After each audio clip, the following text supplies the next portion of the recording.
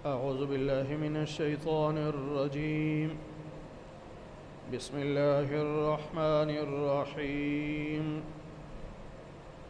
فوقاه الله سيئات ما مكروا وحاق بآل فرعون سوء العذاب. صدق الله العظيم. اللهم صل على محمد وعلى آل محمد كما صليت على إبراهيم وعلى آل إبراهيم إنك حميد مجيد. اللهم بارك على محمد وعلى آل محمد كما باركت على إبراهيم وعلى آل إبراهيم إنك حميد مجيد. 24ویں پارے کا 10واں رکوع سورہ مومن کی آیت نمبر 45 سے درس کا آغاز ہو رہا ہے. پچھلے 2 رکوع میں ایک مومن کا ذکر جس نے اپنے ایمان کو چھپایا ہوا تھا اور وہ فرعون کی برادری کا آدمی تھا، آل فرعون میں سے تھا، ایمان کو اس نے چھپایا ہوا تھا. تو وہ آیا موسیٰ علیہ السلام کی حمایت میں اور اس نے اپنی قوم کو سمجھایا کہ یہ اللہ کے نبی ہیں، اگر یہ جھوٹ بولیں گے تو وبال ان پہ پڑے گا، اور اگر یہ سچ کہتے ہیں تو پھر تم پہ عذاب آئے گا. اس لیے ایمان والے راستے پہ چلو، ہدایت والے راستے پہ چلو، ان کی مخالفت چھوڑ دو. تو وہ ایک اس کی لمبی تقریر تھی. تو آخر میں اس نے کہا کہ میں جو باتیں تم سے کر رہا ہوں نا بہت جلد تمہیں یاد آئیں گی، تو میں اپنا معاملہ اللہ کے سپرد کرتا ہوں. تو اللہ فرماتے ہیں فوقاہ اللہ، اللہ نے اسے بچا لیا.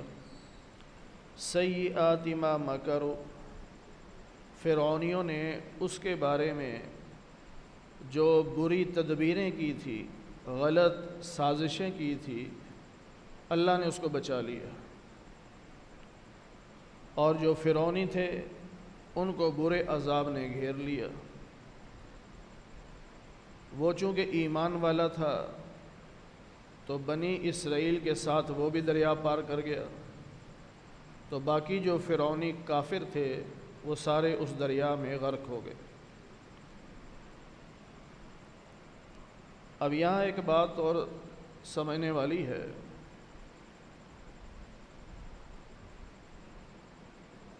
شریعت میں جو اصطلاح رائج ہو جائے تو جب اسے بولا جائے گا تو وہی مطلب مراد ہوگا. بے شک اس لفظ کے کئی معنی ہوں گے.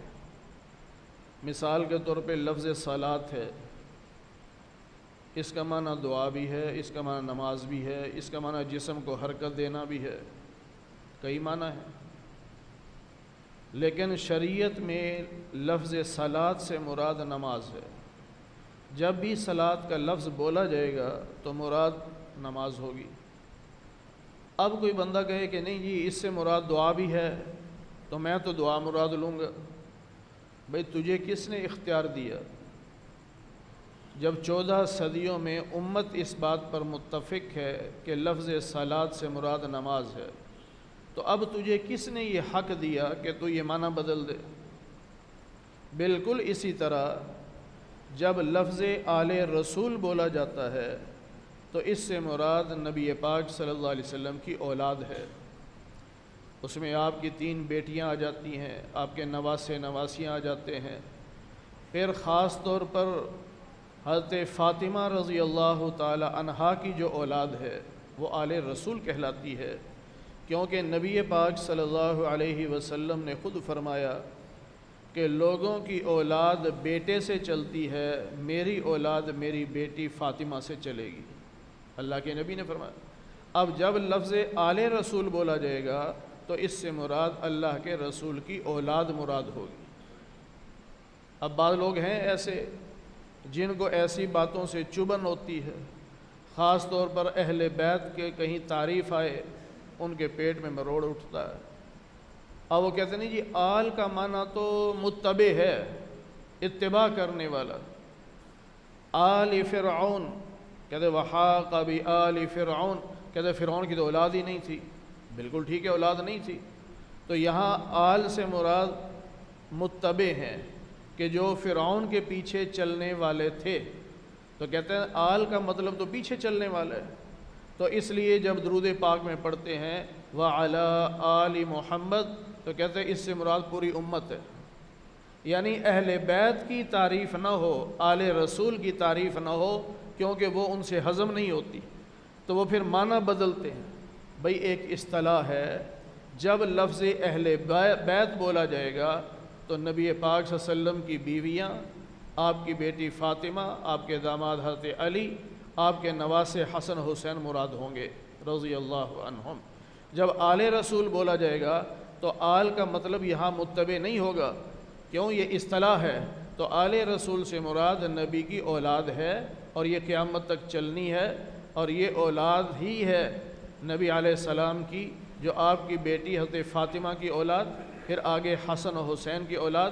یہ سلسلہ چلتے چلتے اب قریب ہے کہ امام مہدی علیہ رضوان جو تشریف لائیں گے وہ حسنی حسینی ہوں گے، وہ حضرت فاطمہ کی اولاد میں سے ہوں گے، حسنی حسینی ہوں گے۔ تو جب ایک اصطلاح مقرر ہو جاتی ہے تو پھر آپ کو حق نہیں ہے کہ آپ اس میں رد و بدل کریں۔ تو جب لفظ آل بولا جائے گا، آل رسول بولا جائے گا، تو اس سے مراد نبی کی اولاد ہوگی۔ اللہ فرماتے ہیں کہ النار یعرضون علیہا، آگ پر یہ لوگ پیش کیے جاتے ہیں، یعنی فرعونی جو ہیں ان کو صبح و شام جہنم کی آگ دکھائی جاتی ہے کہ یہ ہے تمہارا ٹھکانہ۔ اور پھر قیامت قائم ہوگی، اس وقت ان سے کہا جائے گا ادخلوا آل فرعون، اے فرعونیوں داخل ہو جاؤ، اشد العذاب، سخت عذاب میں، یعنی جہنم میں جاؤ۔ اب یہ جہنم کا عذاب، یہ تو اللہ کہہ رہے ہیں وَيَوْمَ تَقُومُ السَّاعَةُ، قیامت کے دن ہے، تو قیامت کے دن سے پہلے جو یہ آگ پر پیش کیے جا رہے ہیں، یہ آگ ان پر پیش کی جا رہی ہے، تو یہ کون سا عذاب ہے؟ یہ عذاب قبر ہے، جس کا لوگ انکار کرتے ہیں۔ جو لوگ اہل بیت سے بغض رکھتے ہیں، جو لوگ انبیاء علیہم الصلاۃ کو زندہ نہیں مانتے، وہ لوگ عذاب قبر کا بھی انکار کرتے ہیں۔ وہ کہتے ہیں پہلی بات تو یہ کہ قبر ہی نہیں ہے، یہ وہ کہتے ہیں یہ قبر نہیں ہے، علیین اور سجین یہ قبریں ہیں۔ اور بھائی علیین اور سجین یہ دفتر ہیں، کتاب مرقوم یہ تو دفتر ہیں، اصل قبر تو یہی ہے۔ حضرت عثمان رضی اللہ تعالیٰ عنہ کس قبر کو دیکھ کے رویا کرتے تھے؟ اللہ کے نبی صلی اللہ علیہ وسلم نے جو پیشن گوئی کی اور بتایا کہ ان قبر والوں کو عذاب ہو رہا ہے، تو وہ کون سی قبریں تھیں؟ وہ علیین اور سجین تھی، وہ یہی تو قبریں تھیں۔ تو یہ جو ہے کہ قیامت کے دن قبریں پھٹیں گی، تو کون سی قبریں پھٹیں گی؟ یہی تو قبریں پھٹیں گی۔ تو وہ لوگ قبر کا بھی انکار کر دیتے ہیں، پھر عذاب قبر اور ثواب قبر کا بھی انکار کرتے ہیں، جبکہ یہاں صاف معلوم ہو رہا ہے کہ قیامت کے دن جو عذاب ہوگا، جس کی وجہ سے ان کو جہنم میں پھینکا جائے گا، اس سے پہلے جو عذاب ہے اس سے مراد عذاب قبر ہے۔ پھر اللہ فرماتے ہیں کہ جب یہ جہنم میں جائیں گے تو یہ آپس میں لڑیں گے۔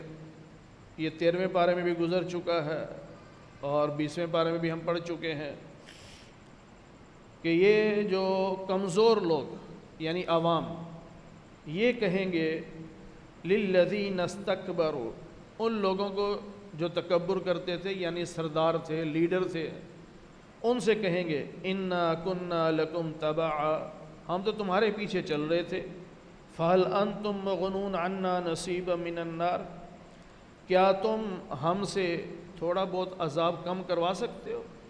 یہ نہیں کہ ختم، کہ تھوڑا بہت ہی عذاب کم کروا لو۔ تو وہ جو سردار لوگ تھے وہ کہیں گے انا کل فیہا، ہم سب اس جہنم میں اکٹھے ہیں، چاہے سردار ہو چاہے عوام ہو، ہم تو سب یہاں اکٹھے ہیں۔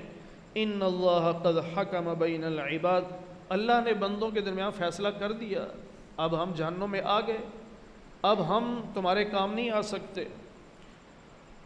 وقال الذین فی النار، جو لوگ جہنم میں ہیں یعنی جہنم میں ہوں گے، وہ کہیں گے جہنم کے داروغہ سے، جہنم کے داروغے کا نام ہے مالک، اسے یہ کہیں گے ادعوا ربکم، اپنے رب سے کوئی سفارش کر دو، دعا کر دو کہ یخفف عنا یوما، کہ ہم سے صرف ایک دن عذاب ہٹا دے، تخفیف کر دے، کمی کر دے، ایک دن کے عذاب کی کمی، ہمیشہ کی نہیں، ایک دن کے عذاب۔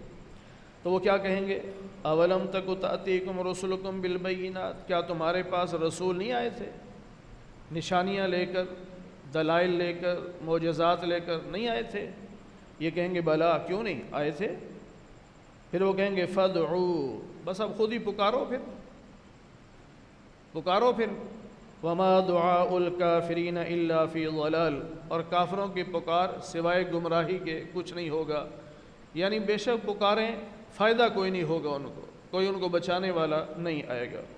انا لننصر رسولنا، اللہ فرماتے ہیں ہم اپنے رسولوں کی مدد کریں گے، ہم اپنے رسولوں کی مدد کریں گے، اور جو ایمان والے ہیں ان کی بھی مدد کریں گے، اس دنیا کی زندگی میں بھی اور قیامت کے دن بھی، جب سارے گواہ موجود ہوں گے تو وہاں پر بھی ہم ایمان والوں کی مدد کریں گے، اس دنیا میں بھی ایمان والوں کی مدد کریں گے، رسولوں کی مدد یہاں بھی ہوگی وہاں بھی ہوگی۔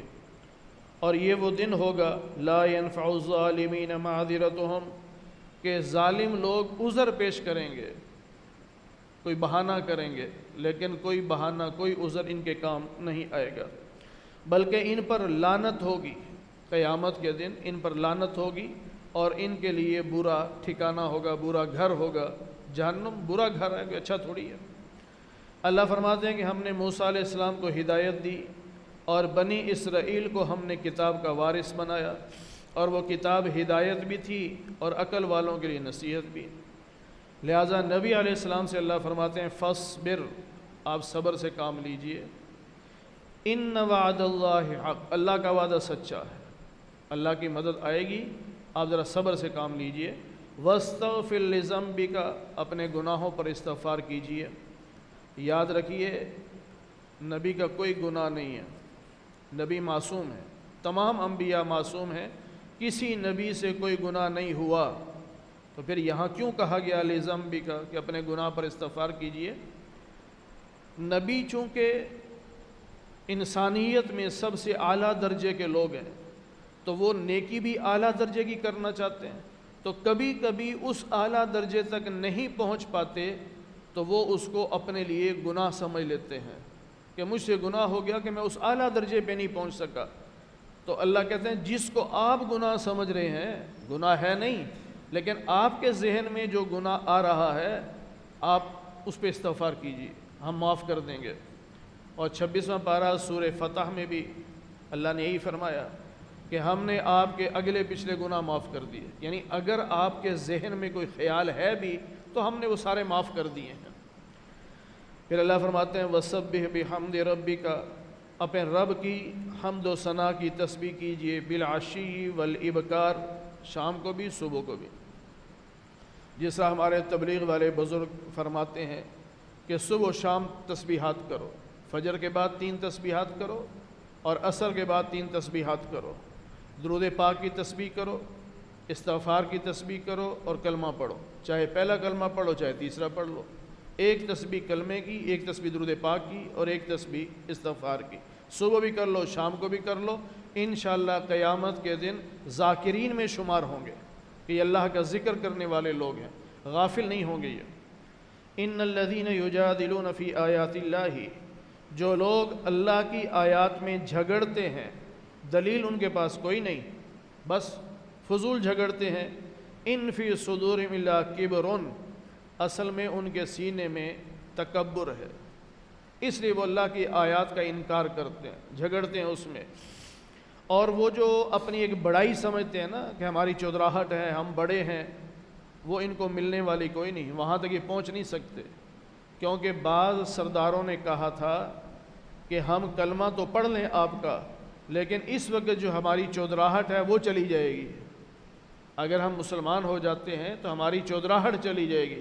تو اللہ فرما رہے ہیں کہ ان کے سینوں میں تکبر ہے، کہ ایک بڑائی کا نشہ ہے، یہ سمجھتے ہیں کہ اسلام قبول نہ کر کے ہماری بڑائی برقرار رہے گی۔ اللہ کہتے ہیں برقرار کوئی نہیں رہنی، یہ عزتیں تو تب ہی ملیں گی جب کلمہ پڑھو گے، جب کلمہ نہیں پڑھو گے تو عزتیں ختم۔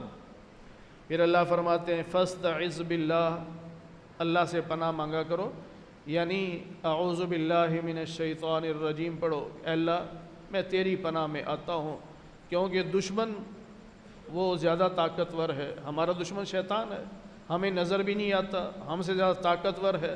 اب بچنے کا ایک ہی راستہ ہے، اے اللہ ہم تیری پناہ میں آتے تو ہمیں بچا لے۔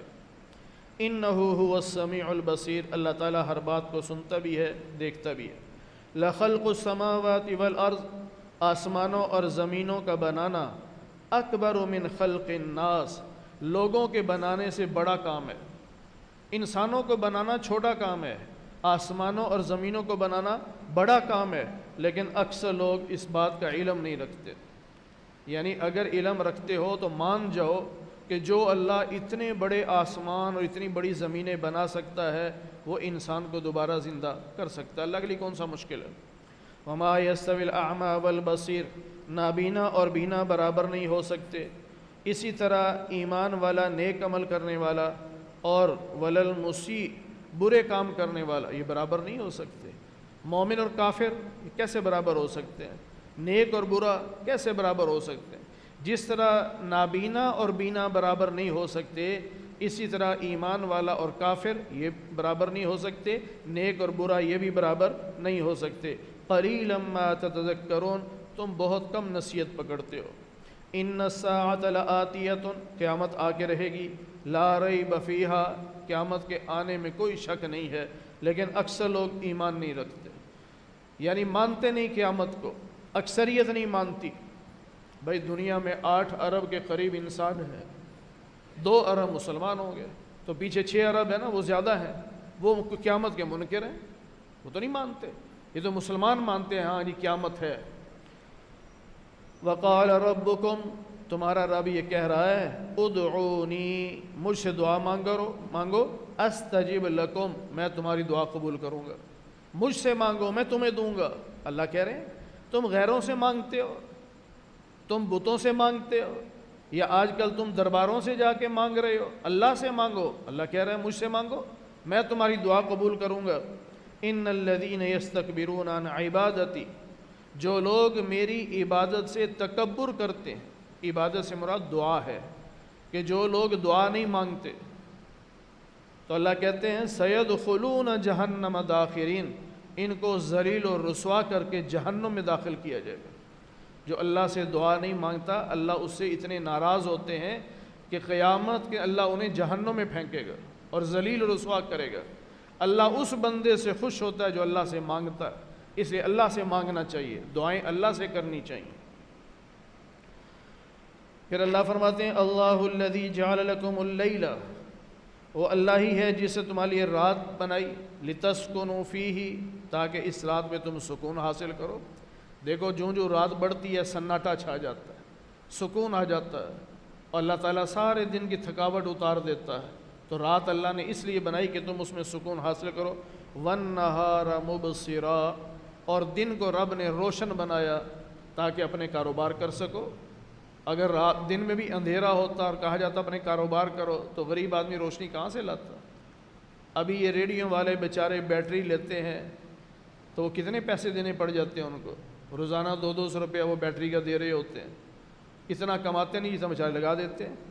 تو یہ تو اللہ کی مہربانی نہیں کہ سورج نکالتا ہے سارا دن روشن ہو جاتا ہے کہ غریب سے غریب آدمی بھی اپنا کام کر لو بھائی۔ تو رات بھی اللہ نے بنائی، دن بھی اللہ نے بنایا۔ اللہ بندوں پر بڑا فضل کرتا ہے، لیکن اکثر لوگ ناشکرے ہیں، اللہ کی نعمتوں کا شکر ادا نہیں کرتے۔ ذالکم اللہ ربکم، یہ اللہ ہے جو تمہارا رب ہے، خالق کل شیء، ہر چیز کا بنانے والا اللہ ہے۔ لا الہ الا ہو، اللہ کے سوا کوئی معبود نہیں۔ فانا تؤفکون، تو تم کدھر بھٹک رہے ہو؟ جب پتہ ہے کہ ہر چیز کا بنانے والا اللہ ہے تو اللہ کی عبادت کی بجائے بتوں کو سجدے کر رہے ہو۔ تو جو اللہ کی بجائے کسی اور کو سجدہ کرتا ہے، کسی اور کے نام کی منت مانگتا ہے، کسی اور سے مدد مانگتا ہے، تو یہ بھٹک رہا ہے۔ تو اللہ کہتے ہیں اپنے رب کو چھوڑ کے کدھر بھٹکتے پھر رہے ہو؟ اسی طرح وہ لوگ بھی بھٹکتے تھے، کانوا بآیات اللہ یجحدون، جو اللہ کی آیات میں جھگڑتے تھے، اختلاف کرتے تھے، انکار کرتے تھے، اللہ کی آیات میں جھگڑتے، تو یہ لوگ بھی بھٹکے ہوئے ہیں۔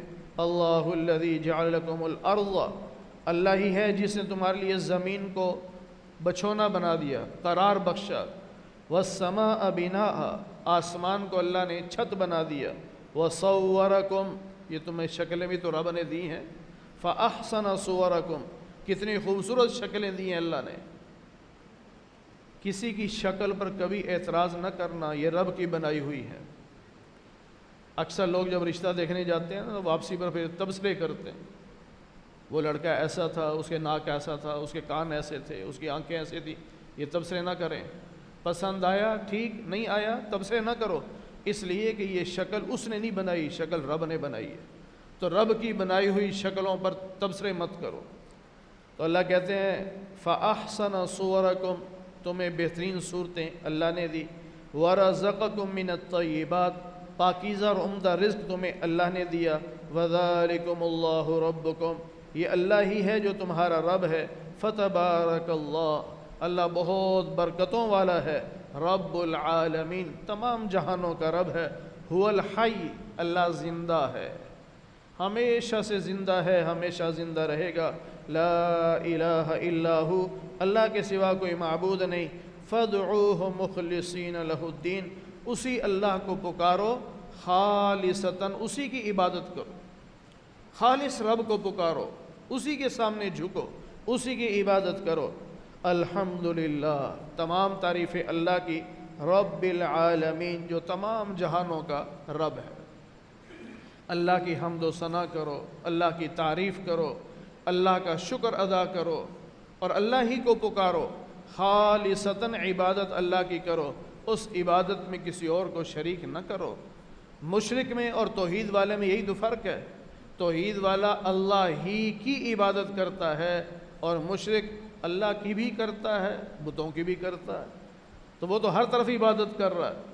تو توحید والا وہ ہوگا جو صرف اللہ کی عبادت کرتا ہے، تو یہاں یہی کہا جا رہا ہے فادعوا اللہ مخلصین لہ الدین، خالصتاً اللہ کو پکارو، اسی کی عبادت کرو، اسی اللہ کا شکر ادا کرو، اسی اللہ کی حمد و ثنا کرو جو تمام جہانوں کا رب ہے۔ اللہ تعالی ہمیں قرآن کریم کی صحیح سمجھ نصیب فرمائے۔ الحمدللہ رب العالمین والعاقبۃ للمتقین، والصلاة والسلام على سید الانبیاء والمرسلین وعلى آلہ واصحابہ اجمعین۔ اے اللہ ہم سب کے صغیرہ کبیرہ گناہوں کو معاف فرما، اے اللہ درس قرآن کو اپنی بارگاہ میں قبول فرما، اے اللہ بیماروں کو صحت کاملہ نصیب فرما، بے روزگاروں کو حلال رزق نصیب فرما، مرحومین کی مغفرت فرما، ہم سب کو جنت میں اکٹھا فرما، اے اللہ اپنے فضل سے، اپنے محبوب نبی کے صدقے سے ہماری دعاؤں کو قبول فرما لے۔ وصلی اللہ علی النبی الکریم برحمتک یا ارحم الراحمین۔